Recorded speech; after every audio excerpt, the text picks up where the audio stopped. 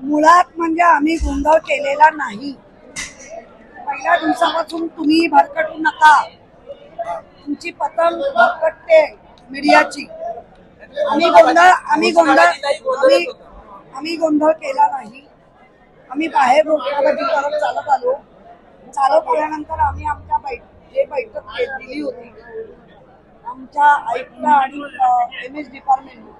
त्या बैठकीला आम्ही बसत असताना ताकदीने कारण नसताना बॉडी लँग्वेज वेगळ्या ठेवून भाजप आणि त्यांच्याबरोबर असलेले ते दुसरे पक्ष म्हणजे शिंदे गट वेगवेगळ्या पद्धतीने बॉडी लँग्वेज वेगळी करून घोषणा देत होते.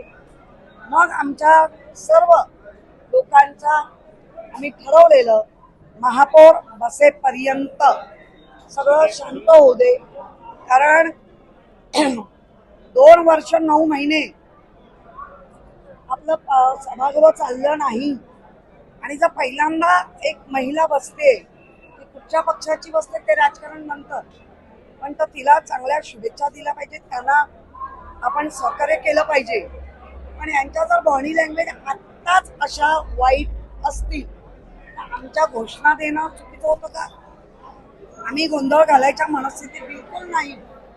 कारण मुंबईच्या हिताचे निर्णय कानाला ऐकायला आले पाहिजे, आम्हाला समजून घ्यायला पाहिजे. आणि आम्ही ते करत असताना डिवचण्यासाठी आणि ते डिवचलं जातंय, हरकत नाही. परत सांगेन, संजय राऊतांनी हेच तर सांगितलं होतं, हा काय फक्त आमच्या ठिकाणा दिवस नाही, अरे तुमच्यासाठी पण आहे. हे पहिल्यांदा घडलं. पास दिला तरच मीडिया येणार. म्हणजे जो मीडिया ऐकणार, जो मीडिया लावून धरणार त्यांना एंट्री आहे. ही गदा आमच्यावर एकट्यावर नाहीये. त्यामुळे ह्या मुंबईत अशा आता अनेक काळे दिवस तुम्हालाही बघायच्यात आणि आम्हालाही बघायचे. भाजपाचे नगरसेवक आणि नगरसेवक वाईट पद्धतीने जो काही जय जयकार मोदी जय जयकार बाकी करत होते, हरकत नाही, जय जयकार केलाच पाहिजे, पण तो विक्षिप्त बॉडी लँग्वेज नाही. आणि ते तुम्ही टिपलंय. देवाभाऊचं नाव घेत होते. कोणाचंही घेऊ दे ना.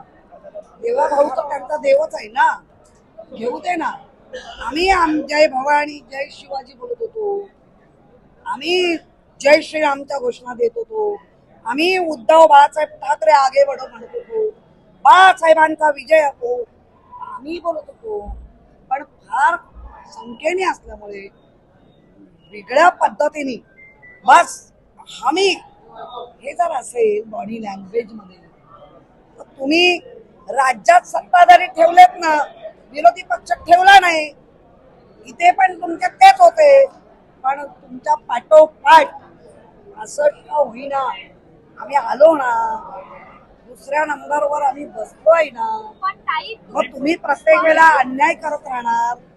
आणि तो तर राऊत साहेबांचं म्हणणं होतं की आला काळा दिवस आहे, काळा दिवस आता पुढे बघा मुंबईकरांनो. पत्रकारांना एंट्री, मला 10 पत्रकारांचे फोन आले, आम्हाला पास नाही. म्हटलं आम्ही नाही दिले, का आम्ही असं नाही ठरवत की जो पत्रकार ऐकेल त्याला एंट्री आणि जो नाही ऐकणार त्याला बाहेर. तुमच्यासारख्या मुलांचं करिअर धोक्यात येतं, हे कळत नाहीये का तुम्हाला? आता एवढंच म्हणेन, आगे आगे देखो होता है. तुम्ही पाहत आहात विस्टा न्यूज मराठी.